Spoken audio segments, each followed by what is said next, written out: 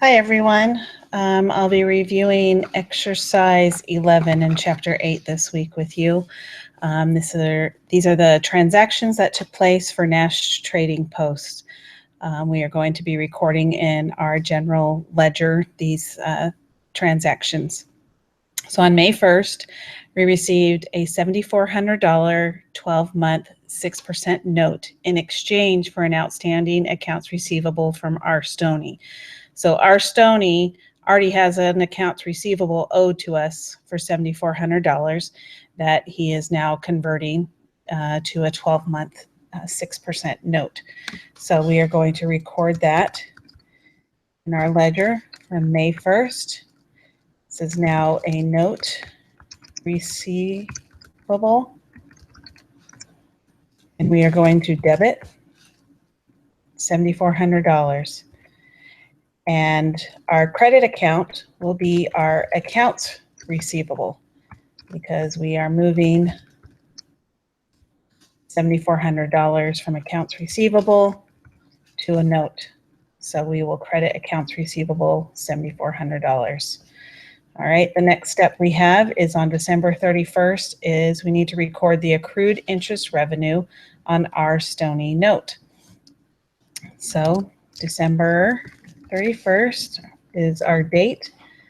Our interest receivable is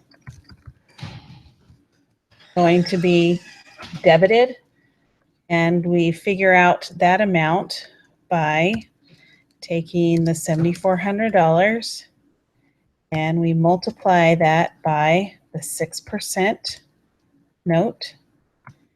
And from May 1st to December 31st, that covers 8 months. So we are going to be multiplying 8 of the 12 months. So our interest receivable is $296, and that will be debited. And then we need to record interest revenue then and credit that account the $296.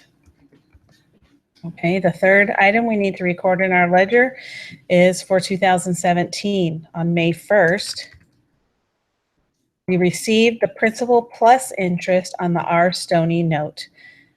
And we need to record the interest then that has been accrued since December 31st as well. So we received cash, pay for the note and interest, and we'll figure that out in a minute.